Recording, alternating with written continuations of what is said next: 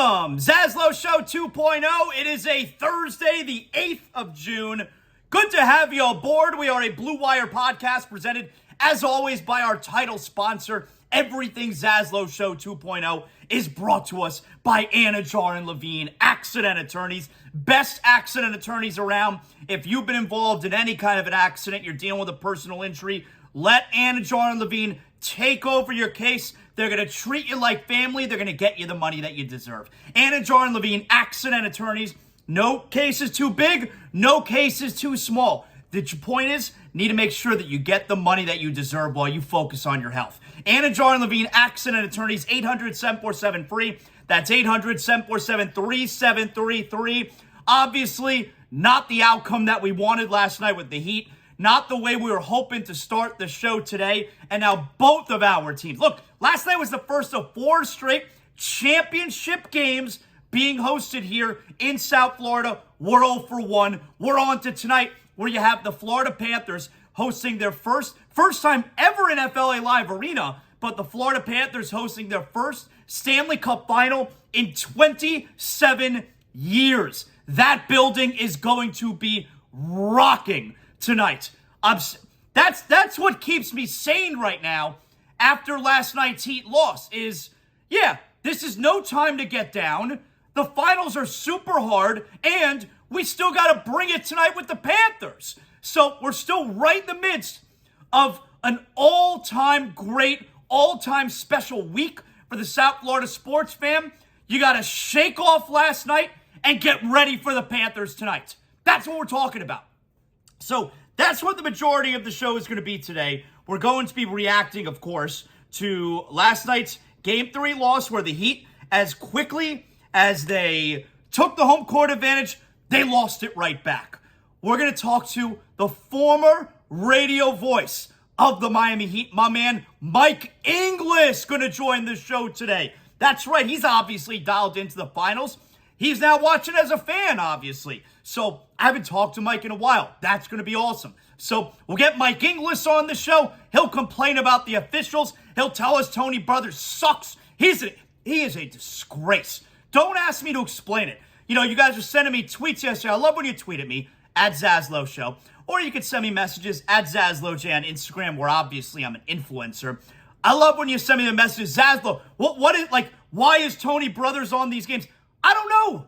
I can't tell you. He's the worst official in the league. And boy, I mean, he made his mark in that second quarter last night. Now, I'm not going to sit here and complain about the officiating. That is not even close to why the Heat lost. But the second quarter was a brutal officiating quarter against the Heat. And look, the Heat benefited from several big calls in Game 2. They really did. You had the goaltend. You had Jimmy stepping out of bounds, three-pointer. The Heat benefited. They did. And I mean, it was a close enough game. But man, when you got Tony Brothers doing a game, you know you're going to get some shit calls. And that second quarter last night was frustrating. Can't blame the officiating. That's stupid in a game like last night. I didn't like it, and certainly not in the second quarter.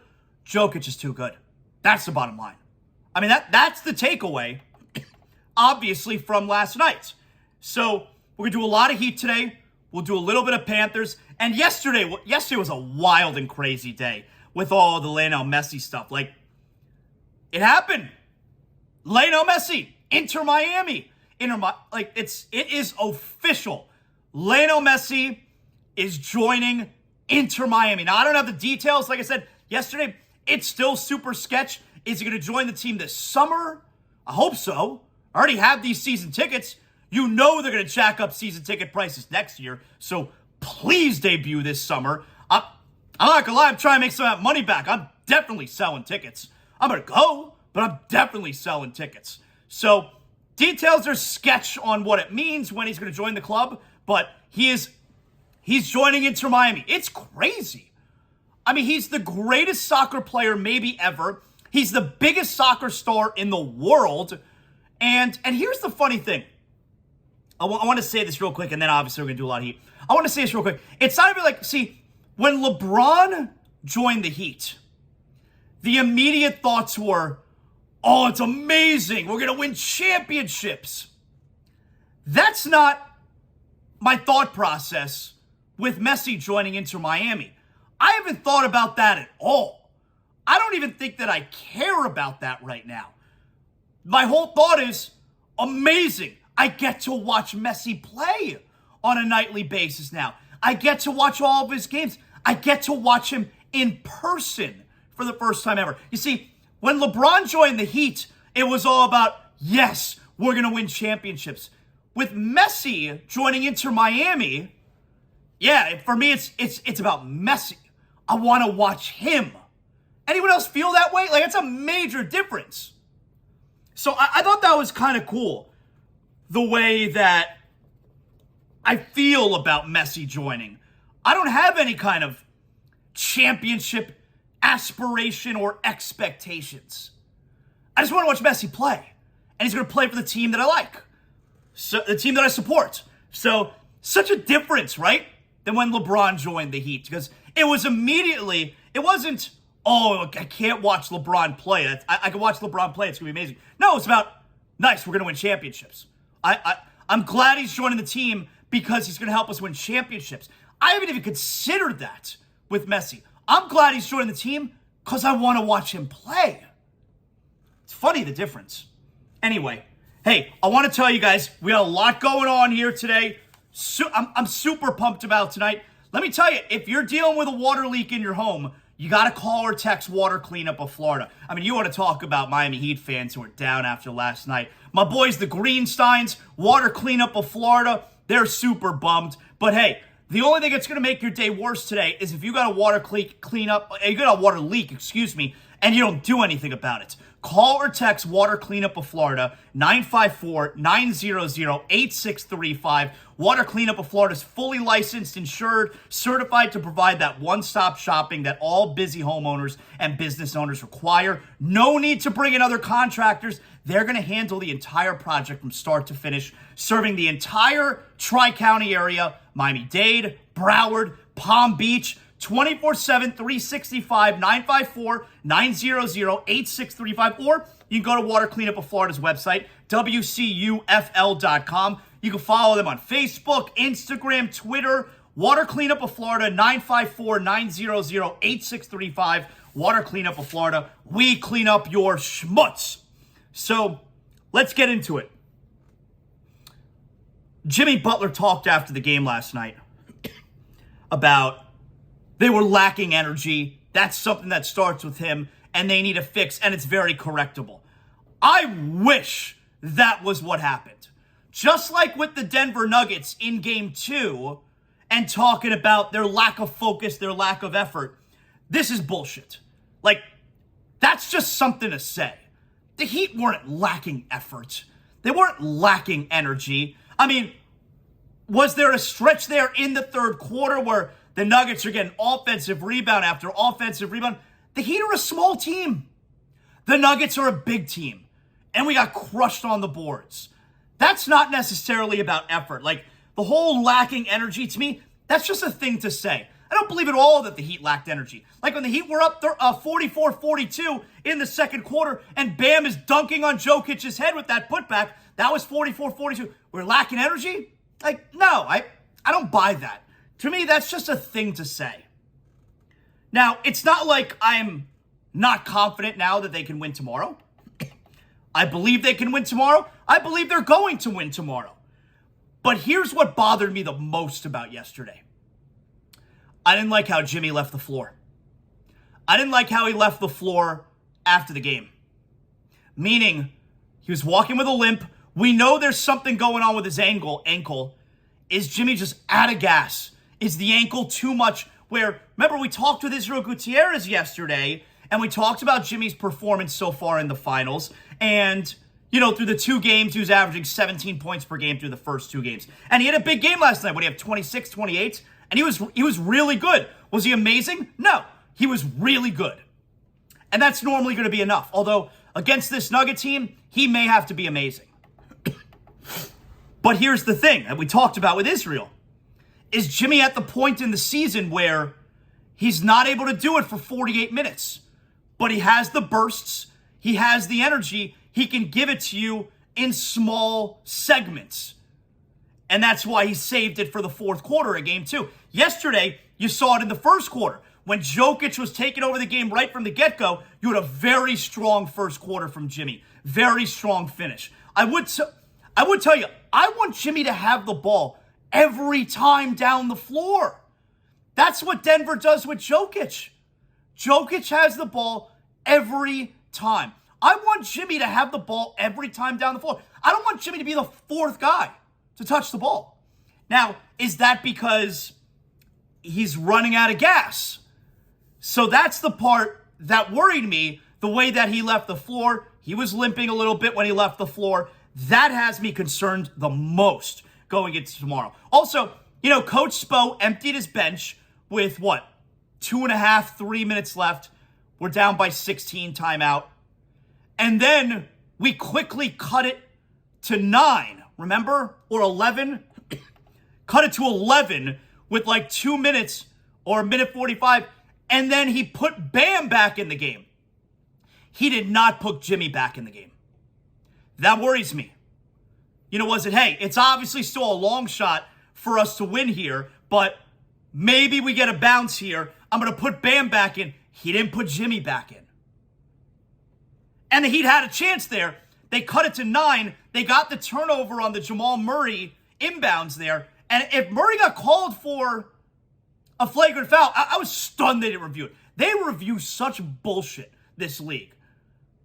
If they had reviewed it, you get the flagrant foul and the ball. That could have cut it to 7 with the free throws. You then get a 3-pointer. It's 4 with a minute left. Then you got something. I was stunned they didn't review it. I don't think it was I don't think it was a flagrant foul, but how do you not review it? NBA officiating is bullshit. It really sucks. And then on that possession, it was 9. Bam missed a 16-footer, and that was the end. But the way Jimmy left the floor and Coach Spo not putting Jimmy back in the game late when he put Bam back in, that concerns me. That worries me. So, as far as the rest of the game goes, I hope what we're watching right now, and again, I am still confident.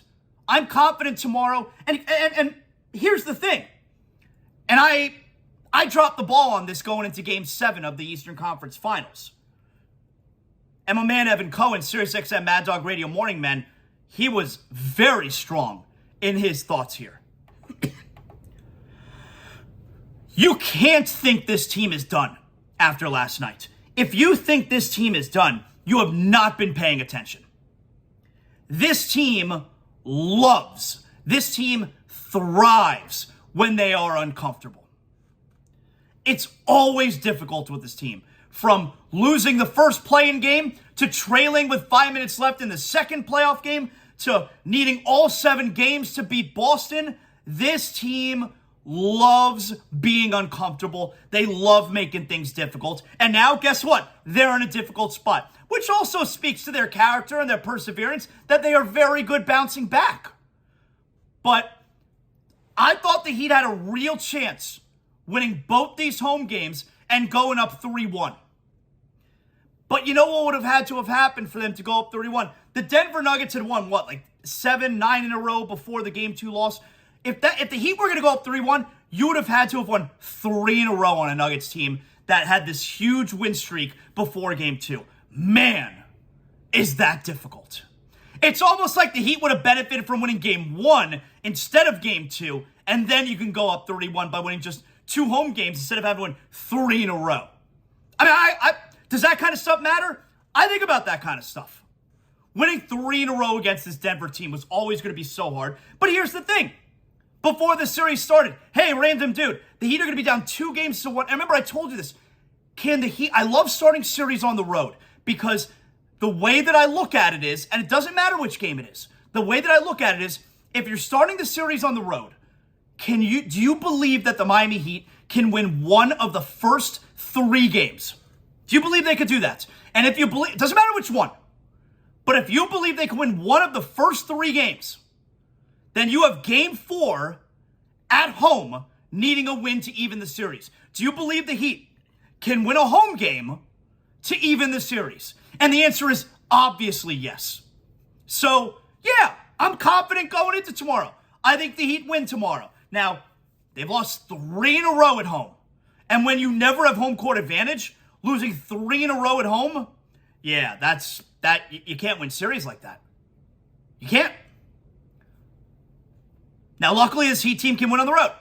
They already won one game in Denver. They've never won multiple games on the road in the finals. The franchise has never done that. It's so hard. They did win multiple games. They won 3. Right? 3 in Boston? Yeah, they won 3.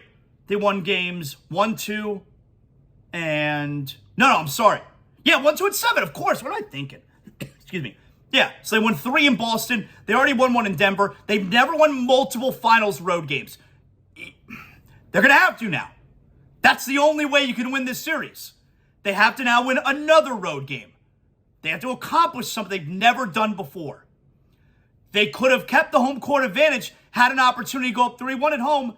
Now they're going to go the difficult route. That's been this team's MO the entire season. They are only good when they're up against it. They love being uncomfortable.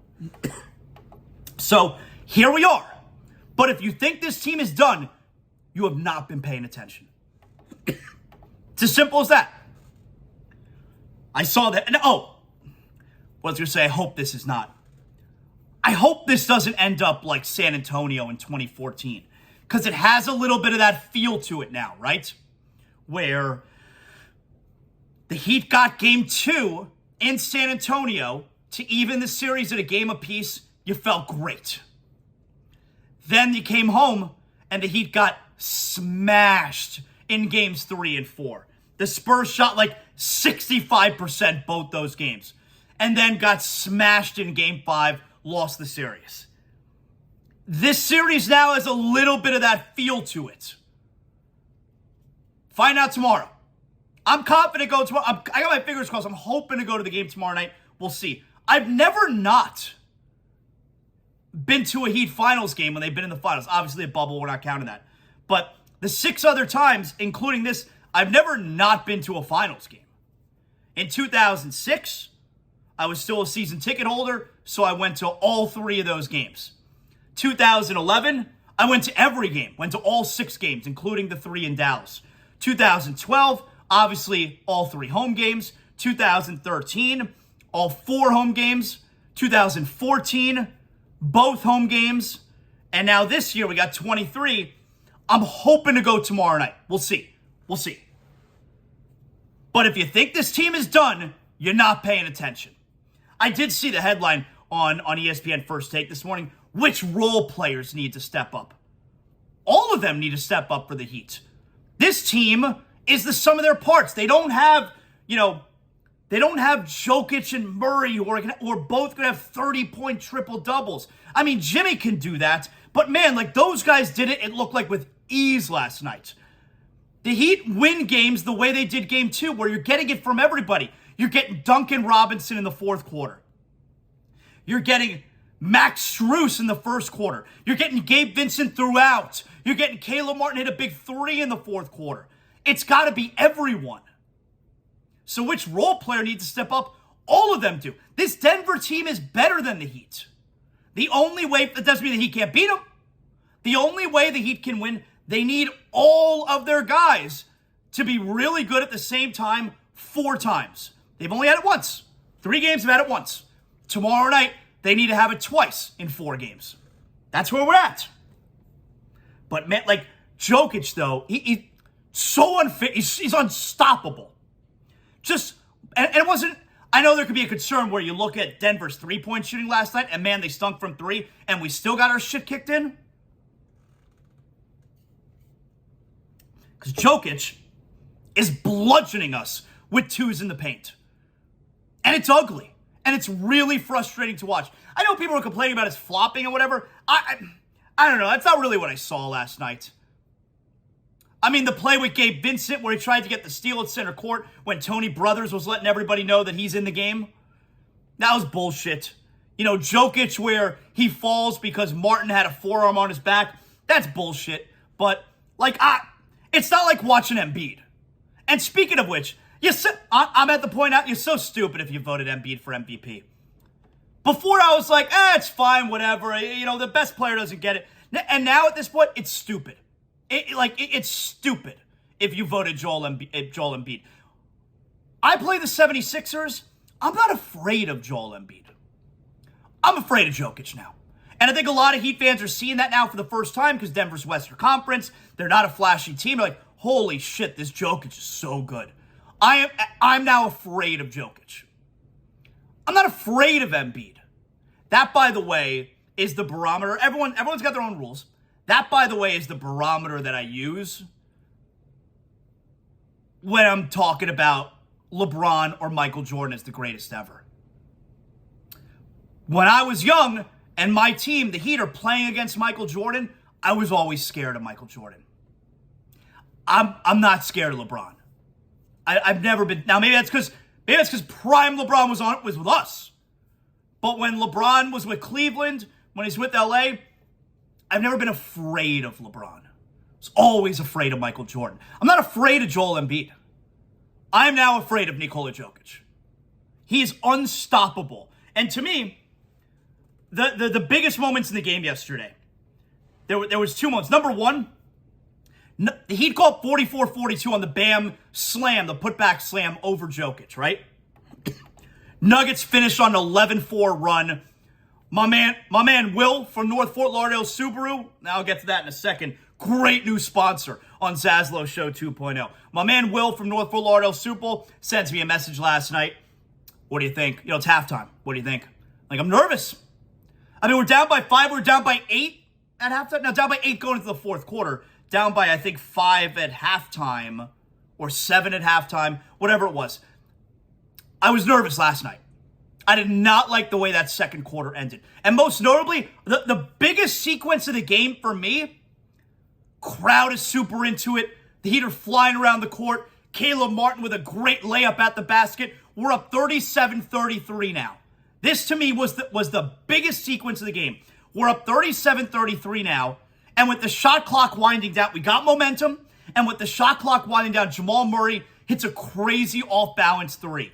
That I know it seems inconsequential. That moment, that shot right there, I thought was a backbreaker.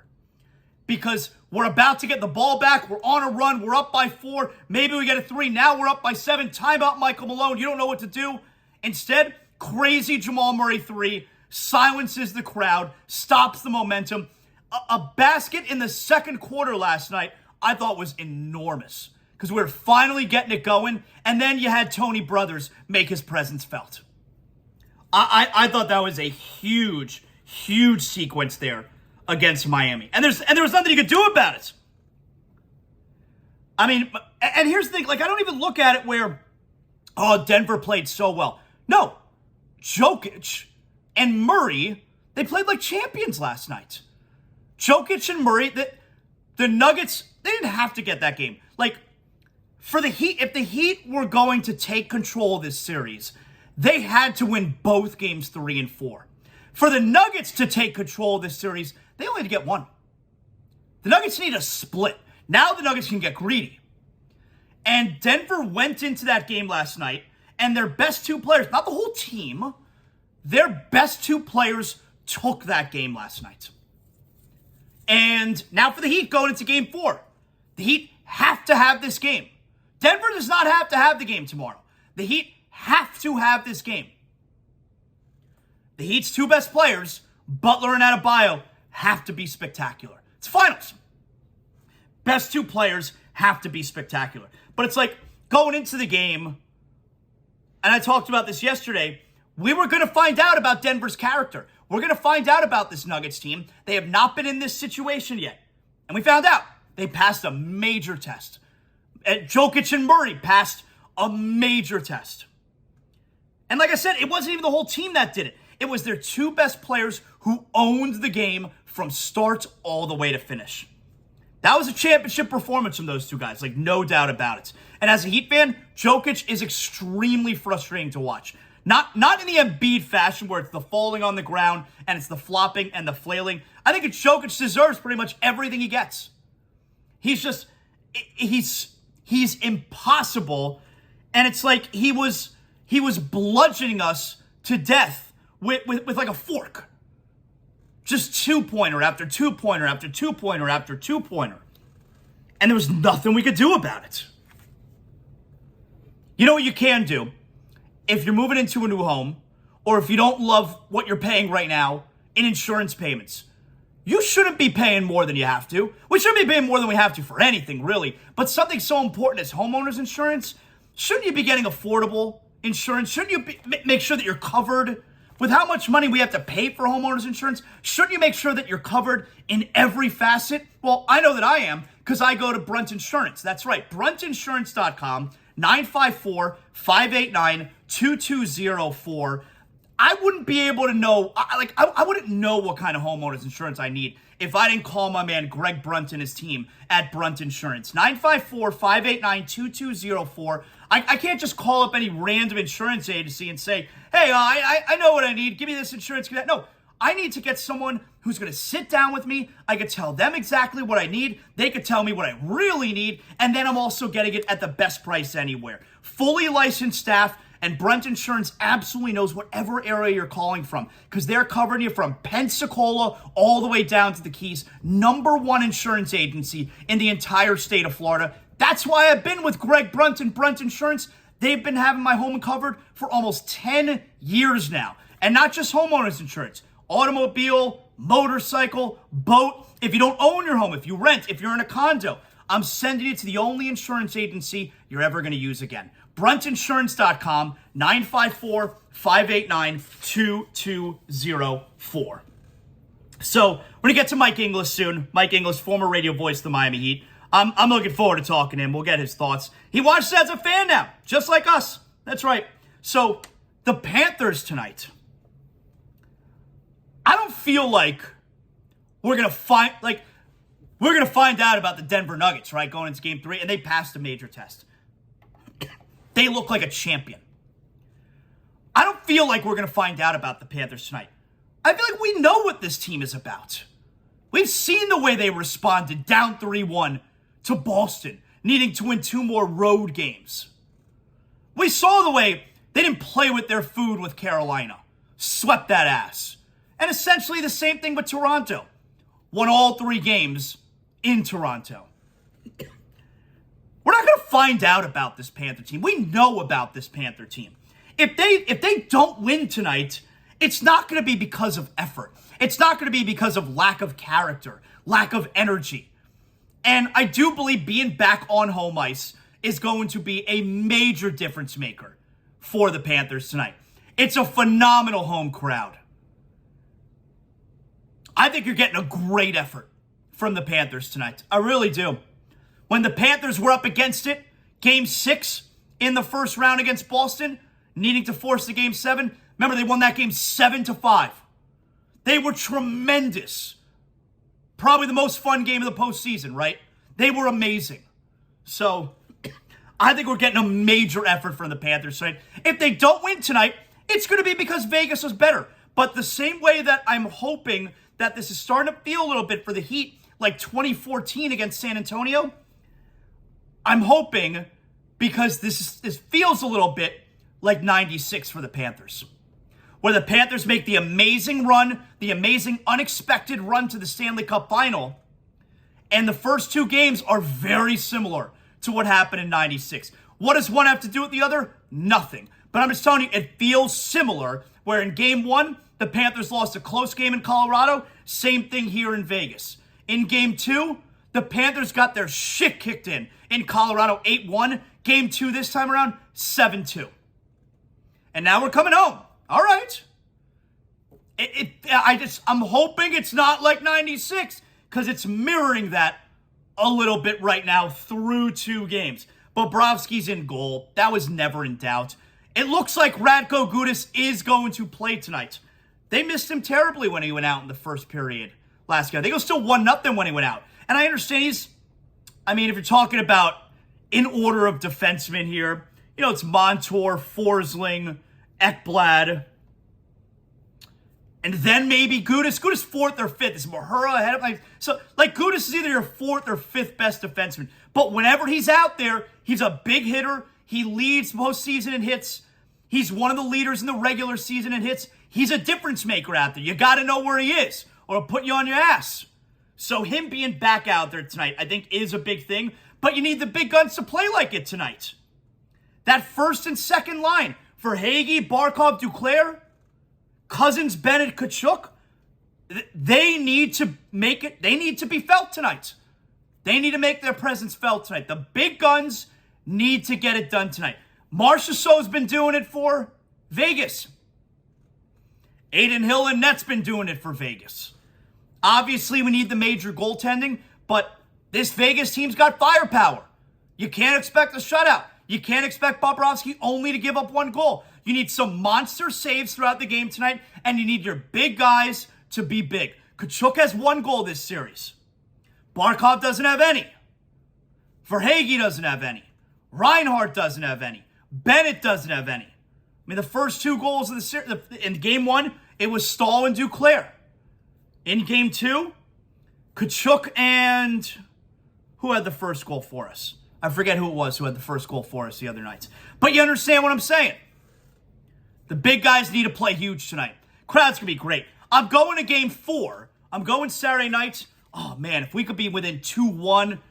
Look, building's going to be on fire tonight. It'll be on fire Saturday either way. But can we get to Saturday with a chance to tie the series? All right, so here, I got some details for you. You know I'm going with my man Colin, founder and CEO of Sheets and Giggles. He's taking me with him on Saturday night. We're going to game 4, but we want all you guys to hang out with us. Courtesy of Sheets and Giggles. If you're going to the game, or if you just live close by and you want to hang out, Quarter Deck, right by FLA Live Arena. Quarter Deck starting at 4 p.m. Game's at 8. Quarter Deck starting at 4 p.m. My man Colin, there's going to be a bar tab for you guys. We're going to drink. We're going to hang out. We're going to talk Panthers. We're going to have a great time. If you're not going to the game, you stay there or you do whatever you want. If you're going to the game, we'll all then go together right afterward. Be real easy to get there. So 4 p.m., Quarter Deck, drinks, bar tab, my man Colin, Sheets and Giggles. This is on them, all right? So come on out Saturday, 4 p.m. Quarter Deck, and then we're going to the game on Saturday night. If you're not going to the game, you stay at Quarter Deck or you go wherever you're going to go. Don't forget, of course, sheetsgiggles.com. You're never going to shop anywhere else for sheets. Over 100,000 Americans are sleeping on Sheets and Giggles. Naturally softer, cooler, more breathable sheets. The ZASLOW family, we're 4 of over 100,000 Americans who are using Sheets and Giggles and are never going to go back to what we were using before. I sleep better even after a loss like last night. I sleep better because of Colin and Sheets and Giggles. Sheetsgiggles.com.